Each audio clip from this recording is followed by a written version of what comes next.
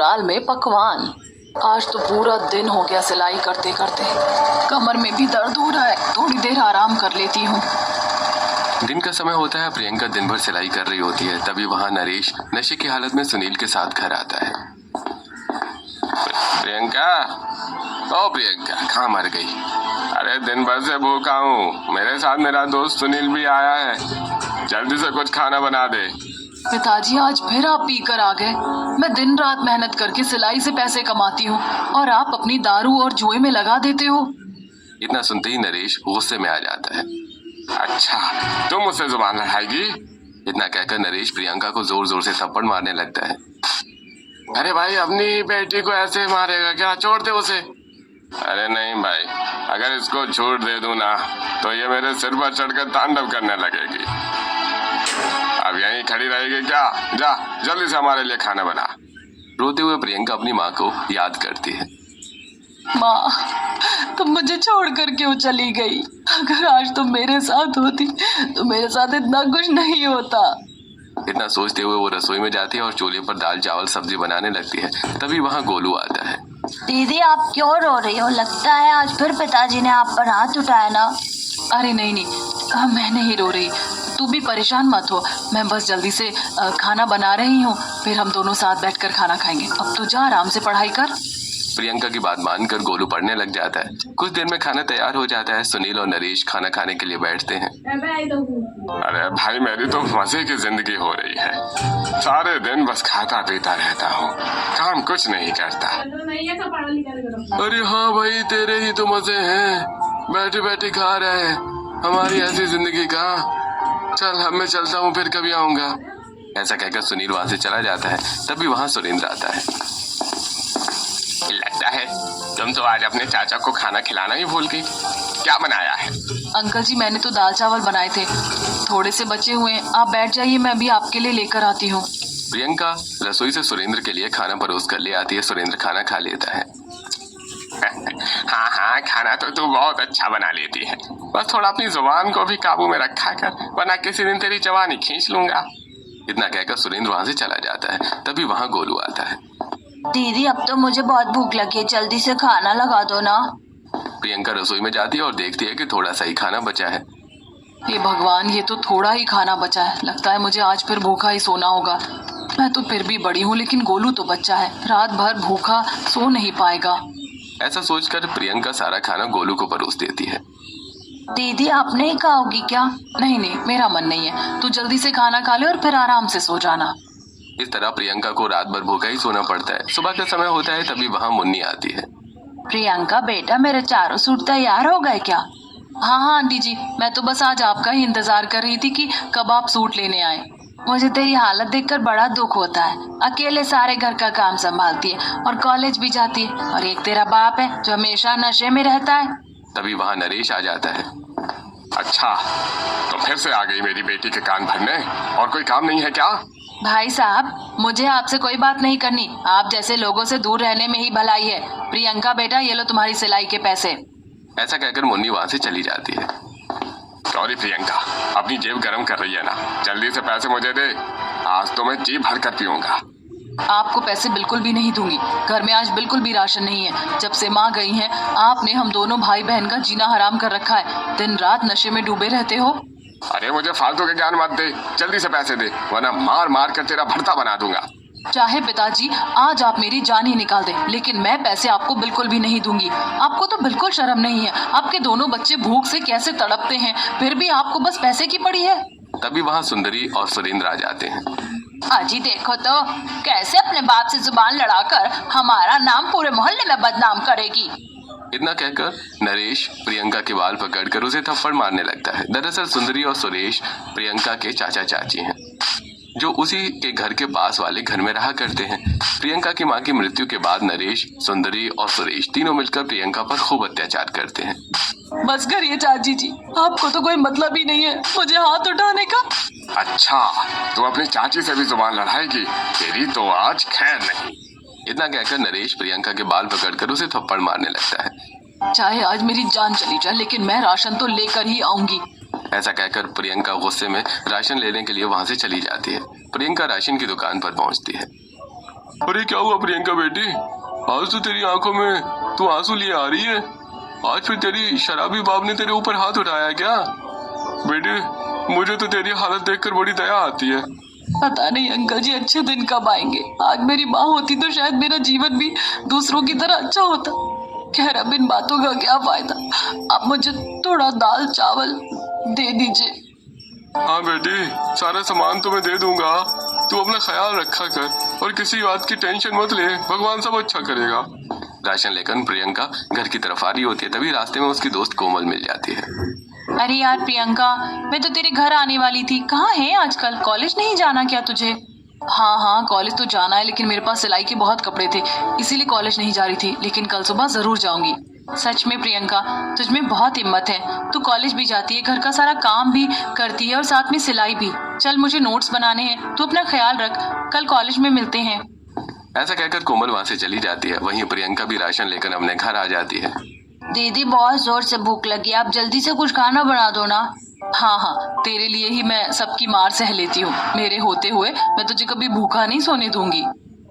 इतना कहकर प्रियंका खाना बनाने लगती है। तभी वहाँ सुरेंद्र और सुंदरी आ जाते हैं। भाई साहब, आज ना सुंदरी की तबीयत ठीक नहीं लग रही थी, सोचा आपके यहाँ आ जाए। बिटिया तो वैसे भी खाना बना रही है, यहीं खा लेंगे। अरे हाँ भाई, घर की ही तो बात है, तुम लोग यहीं खाना खा लो, हम सब एक परिवार हैं। लो भाई, हो गया हमारा काम। आज फिर खाना बनाने से बच गई, आराम से यहाँ खाना खा कर जाऊंगी। प्रियंका सब लोगों के लिए खाना लगा देती है। सब लोग एक साथ बैठकर खाना खाते हैं। खाना खाने के बाद सुरेंद्र और सुंदरी अपने घर चले जाते हैं। चलो अब मैं भी खाना खा लेती हूँ, दिन भर से भूखी हूँ। जैसे प्रियंका रसोई में खाना देखती है, उसे अपने लिए कुछ भी नहीं मिलता। उसकी आंखों में आंसू आ जाते हैं। आज फिर मुझे भूखा ही सोना होगा। इतना कहकर प्रियंका अपने कमरे में सोने के लिए चली जाती है। रात के 3 बजे होते हैं। प्रियंका के पेट में जोर से दर्द होने लगता है। अरे बाप रे, मुझे तो बहुत जोर से भूख लग रही है। प्रियंका रसोई में जाती है, जहाँ 3-4 दिन पुरानी रात की रोटियां रखी होती हैं। इन्हीं बासी रोटियों को खा लेती हूँ। बासी रोटी खाते खाते प्रियंका को अपनी माँ की याद आ जाती है। माँ, आज तुम जिंदा होती तो मुझे बासी खाना नहीं खाना पड़ता। रोटी खाने के बाद प्रियंका सो जाती है। ऐसे कुछ दिन बीत जाते हैं। सुबह का समय होता है। गोलू, तू अपना ध्यान रखना, आज मैं कॉलेज जा रही हूँ, मैंने खाना बना दिया, ठीक है? ऐसा कहकर प्रियंका कॉलेज जाने लगती है। तभी नरेश उसे रोक लेता है। कहाँ जा रही है? कॉलेज के बहाने मेरी नाक कटवाने जा रही है? नरेश की बात सुनकर सुंदरी भी अपने घर से बाहर निकलती है और कहती है, यही तो कह रही हूँ भाई साहब, इसको घर से बाहर ही मत निकाला करो। जल्दी कोई अच्छा लड़का देखकर इसके हाथ पीले कर दो। चाची जी, आप मेरी फिक्र मत कीजिए, मैं कोई ऐसा गलत काम नहीं करूंगी जिससे आप लोगों को बदनाम होना पड़े। इतना कहकर प्रियंका कॉलेज चली जाती है। कॉलेज पहुंचते ही कोमल उससे मिलती है। अरे यार, मैं कब से तेरा इंतजार कर रही थी। चल पहले कैंटीन चलते हैं, मुझे बहुत जोर से भूख लगी। आज मेरी माँ ने मेरी पसंदीदा पुलाव बनाया है, मैं तेरे लिए भी लेकर आई हूँ। दोनों कैंटीन में चली जाती हैं। ये खाकर तो देख यार, माँ के हाथ के खाने का स्वाद ही अलग होता है। कोमल की बात सुनकर प्रियंका अपनी माँ को याद करने लगती है। काश आज मेरी भी माँ जिंदा होती तो मैं भी अपनी माँ के हाथ का बना खाना खाती। अरे यार, तू कहाँ खो गई? चल जल्दी से खाना खा, क्लास में भी तो जाना है। सब लोग खाना खाकर अपनी क्लास में चले जाते हैं। कुछ देर बाद प्रियंका अपने घर आ जाती है। शाम का समय होता है। प्रियंका बाहर कपड़े धो रही होती है। तभी वहाँ मनोरमा आती है। प्रियंका बेटा, थोड़ा तो अपना भी ध्यान रखा करो, क्या पूरा दिन काम ही करती रहती हो? इस उम्र में तो लड़कियां अपनी शादी की तैयारी करती हैं और तुम अपने घर का खर्च संभालती हो। कैसा निकम्मा और निकट्टू बाप है तुम्हारा, जो हर समय नशे में रहता है। आंटी जी, सब कुछ मेरे कर्मों का ही फल है। ना जाने मेरे भाग्य में इतना दुख क्यों लिखा है। काश मेरी माँ जिंदा होती तो मैं उनके कंधे पर सिर रख कर रो तो लेती। वहीं सुंदरी बालकनी में खड़ी होकर उन दोनों की बातें सुन रही होती है।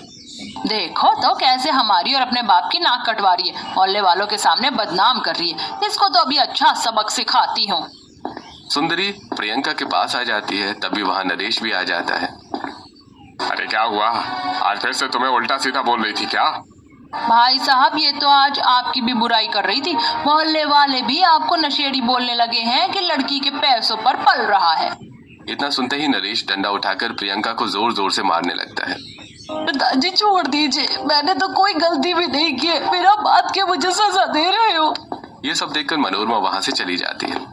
देखो तो कैसा बाप है। किसी ने सही कहा है, बिना माँ की बच्ची का जीवन अधूरा होता है। प्रियंका रोते हुए अपने कमरे में खिड़की के पास जाकर बैठ जाती है। माँ, तुम माँ से सब देख रही हो ना, अब मुझसे ये सब सहन नहीं जाता माँ। तभी गोलू वहाँ आता है। दीदी, आप फिर से रो रही हो?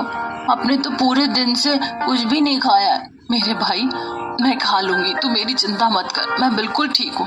और तुझे भी भूख लगी होगी, रुक मैं जल्दी से रसोई में जाकर खाना बना देती हूँ।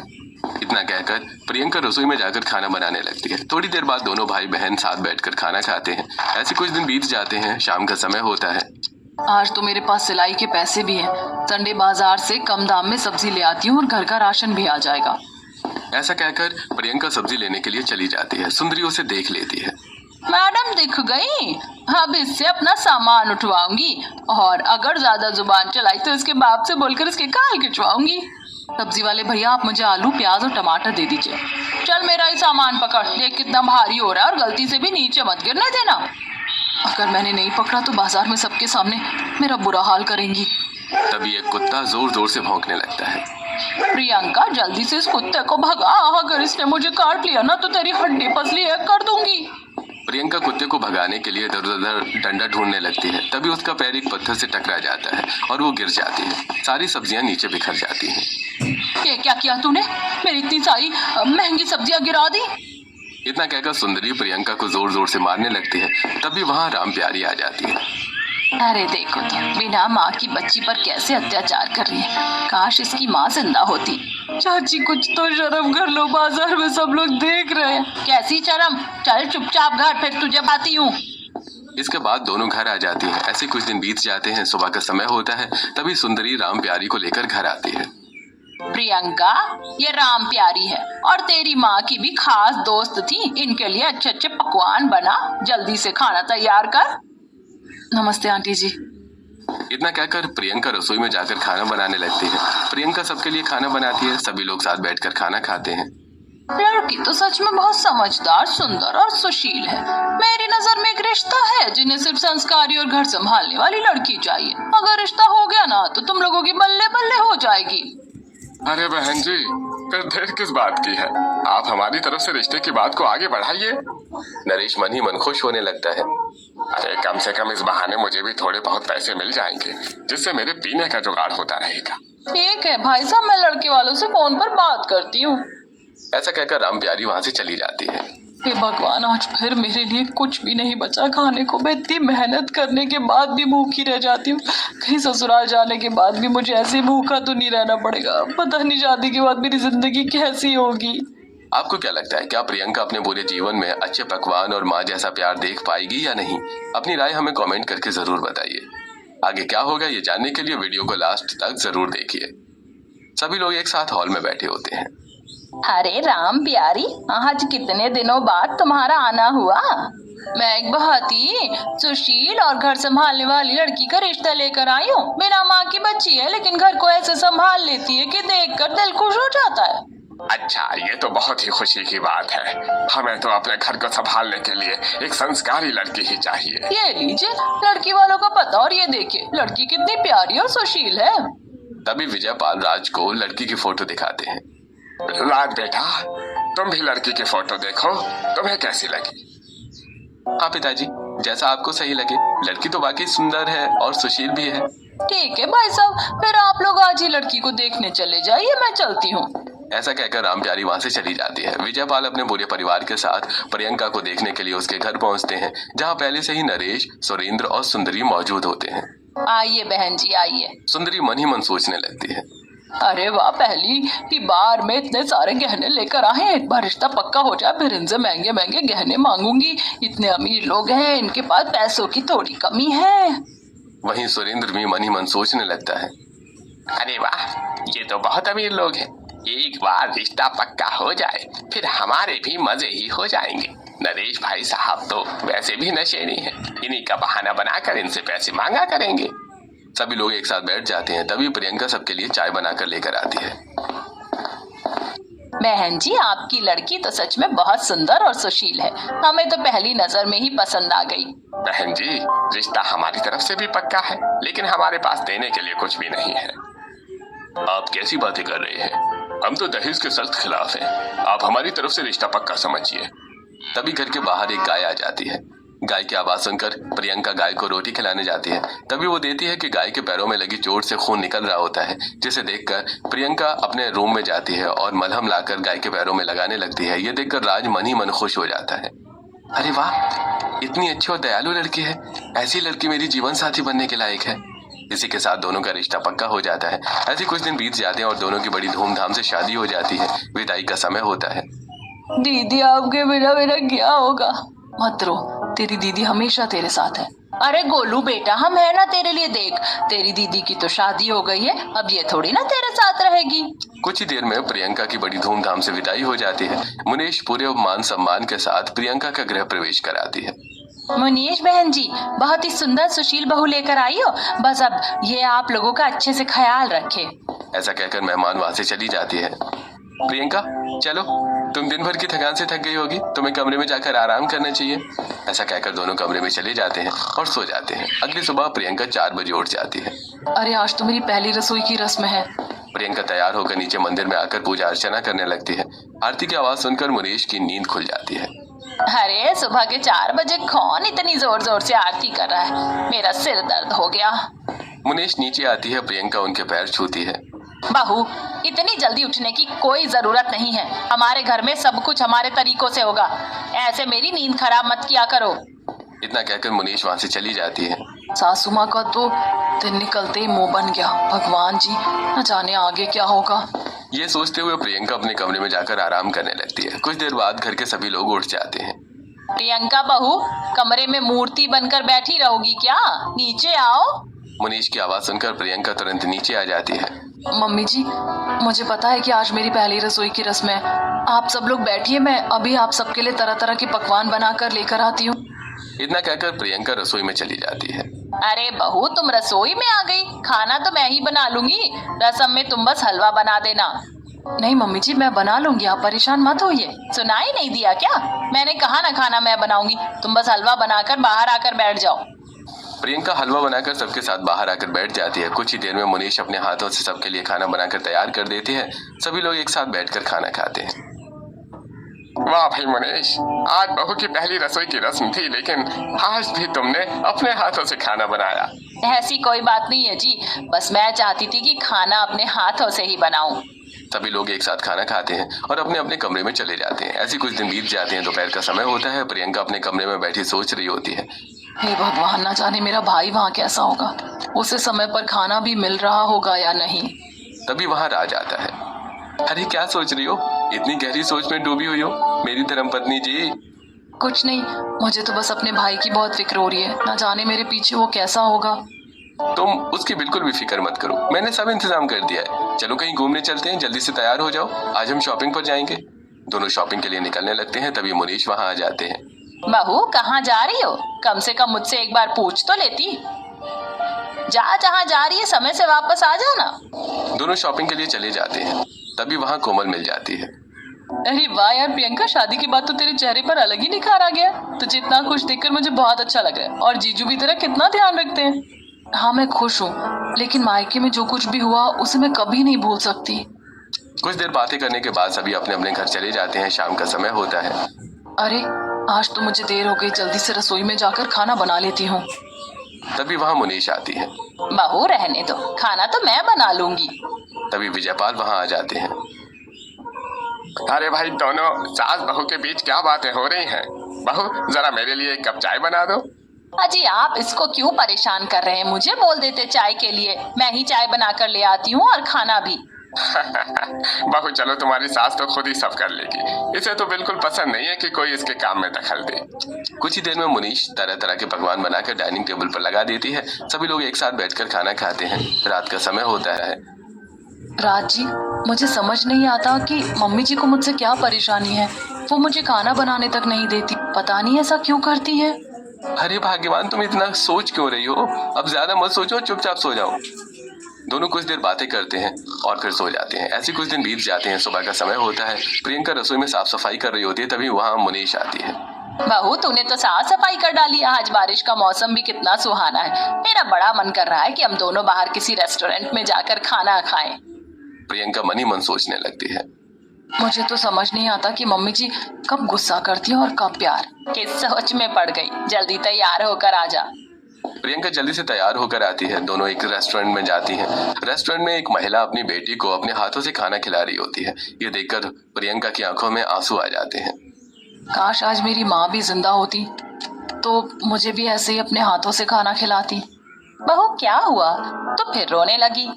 कुछ नहीं मम्मी जी, बस मुझे मेरी माँ की याद आ गई। मेरी माँ भी बचपन में मुझे ऐसे ही अपने हाथों से खाना खिलाती थी। चलिए अब हमें यहाँ से चलना चाहिए, बहुत देर हो गई है। ठीक है बहू, जैसा तुझे सही लगे। चलो घर चलते हैं।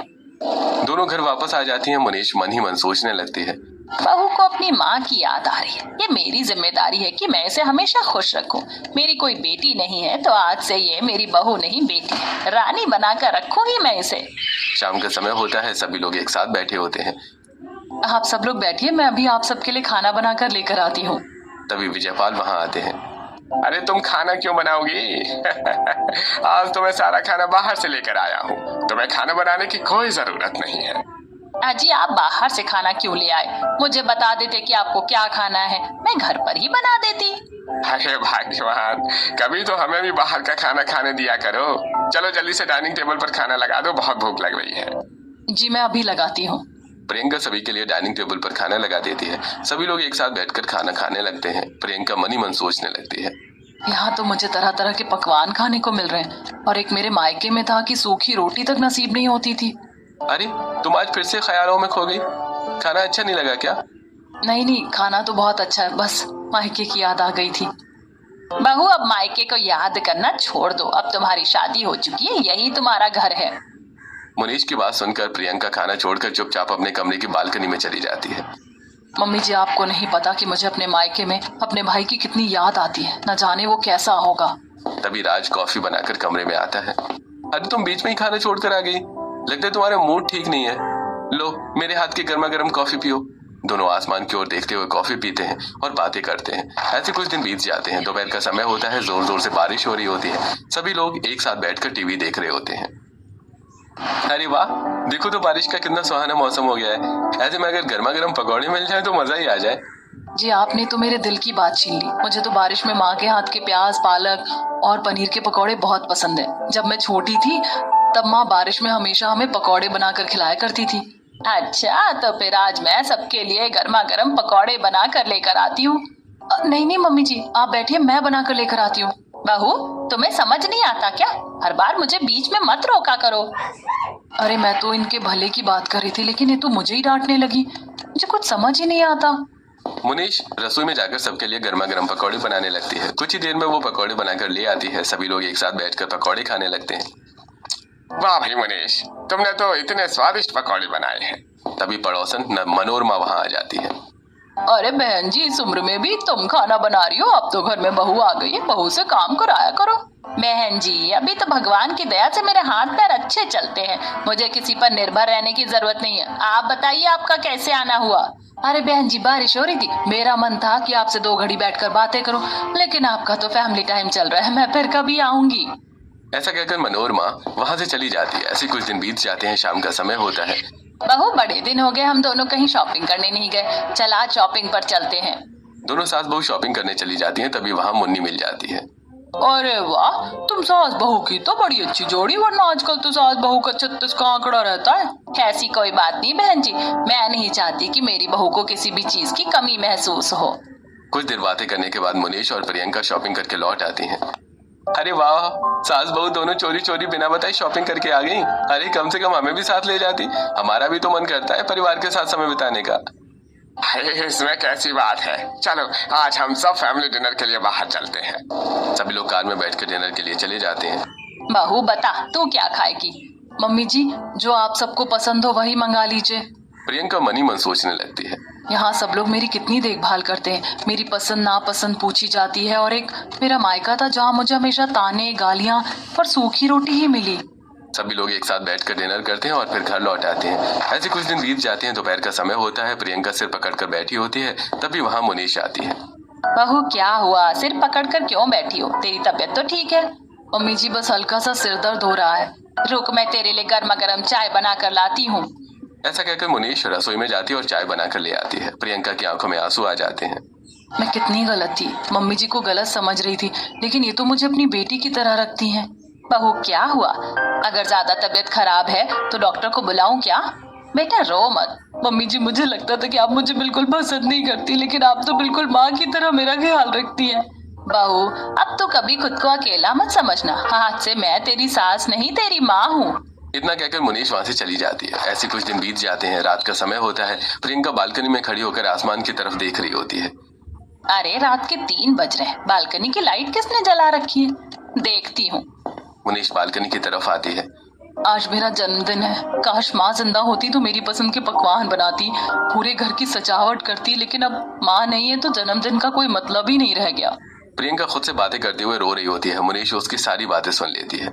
अच्छा तो कल मेरी बहू का जन्मदिन है, मैं इसे ऐसा सरप्राइज दूंगी कि ये खुशी से झूम जाएगी। अगली सुबह मुनीश राज और विजयपाल को सारी बात बता देती है।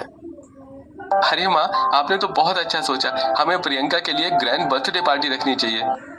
हम सारे मेहमानों और उसके मायके वालों को भी बुलाएंगे। ये सब ठीक है, लेकिन मैं सोच रही थी कि तुम आज बहू को पूरे दिन अनाथालय के बच्चों से मिलवा लाओ। उसका मन भी बहल जाएगा। तब तक मैं और तुम्हारे पिताजी मिलकर बर्थडे पार्टी की सारी तैयारी कर लेंगे। माँ, ये तो बहुत अच्छा विचार है। मैं अभी प्रियंका को लेकर अनाथालय जाता हूँ। मुनीश बहू के लिए पकवान बनाती है। मेहमान आ जाते हैं। घर को फूलों गुब्बारों से सजाया जाता है और बड़ा डीजे लगता है। शाम को जैसे ही राज और प्रियंका पहुंचते हैं, लाइटें बंद हो जाती हैं। फिर लाइट जलती है और सब हैप्पी बर्थडे गाकर प्रियंका को शुभकामनाएं देते हैं। राज जी, ये सब किसने किया? मेरा जन्मदिन तो आप लोगों में से किसी को भी नहीं पता था। अरे ये सब तुम्हारी सासू माँ ने किया है। इतना सुनते ही प्रियंका दौड़कर मुनीश के गले लग जाती है। मम्मी जी, आपने मेरी खुशी के लिए इतना सब कुछ किया। ये सब तो मेरी माँ किया करती थी। काश आज मेरी माँ जिंदा होती। इतना कहकर प्रियंका की आंखों में अब वो पुरानी धुंधली यादें दिखने लगती हैं। प्रियंका की माँ की तबीयत अक्सर खराब रहती थी, लेकिन नरेश ने कभी उनकी तकलीफ को समझने की कोशिश नहीं की और वो हमेशा शराब के नशे में डूबा रहता था। इलाज के अभाव में एक दिन उनकी मृत्यु हो गई। माँ के जाने के बाद उसके चाचा चाची और पिता उस पर खूब अत्याचार करते थे। ना मेरी बच्ची, अब रो मत। अब तेरे सामने तेरी सास नहीं तेरी माँ खड़ी है। तुझे किसी भी चीज की तकलीफ नहीं होने दूंगी। तभी वहाँ सुंदरी पहुंच जाती है। देखो तो शादी के बाद ससुराल में कितनी हीरोइन बन रही है। मैंने इससे गहने पैसे मांगने के लिए कितनी बार कॉल किया, पर इसने उठाया तक नहीं, मुझे इग्नोर किया। आज मुझे मौका मिला है, आज इसको अच्छे से बताती हूँ। ऐसा सोचकर सुंदरी प्रियंका का हाथ पकड़ने लगती है। तभी वहाँ मुनीश आ जाती है। बहन जी खबरदार, अगर मेरी बहू पर एक उंगली भी उठाई तो भूल जाऊंगी कि आप रिश्तेदार हैं। आप लोगों को शर्म आनी चाहिए। बिन माँ की बच्ची पर आपने मायके में कितना अत्याचार किया। नरेश भाई साहब, आपको भी शर्म आनी चाहिए थी। अपनी फूल जैसी बच्ची को आपने कितना तड़पाया है। मुनीश की बातें सुनकर सभी मेहमान नरेश की आलोचना करने लगते हैं। अरे कैसा नीच बाप है, अपनी ही बेटी पर इतना अत्याचार किया। सभी मेहमान सुंदरी और सुरेंद्र को भी खरी खोटी सुनाने लगते हैं। सबकी बातें सुनकर नरेश, सुंदरी और सुरेंद्र को अपनी गलती का एहसास होने लगता है। प्रियंका बेटा, मुझे माफ कर दे। मैंने तेरे साथ बहुत गलत किया, लेकिन अब से ऐसा कभी नहीं होगा। पिताजी, मैं आपको माफ कर दूंगी, लेकिन आपको हमेशा के लिए शराब छोड़नी होगी और मेरे गोलू भाई का हमेशा ध्यान रखना होगा। दीदी, आपकी सासू माँ ने मेरा एक बड़े स्कूल में एडमिशन करा दिया है। वो हमेशा मुझे खर्चा पानी भी देती हैं।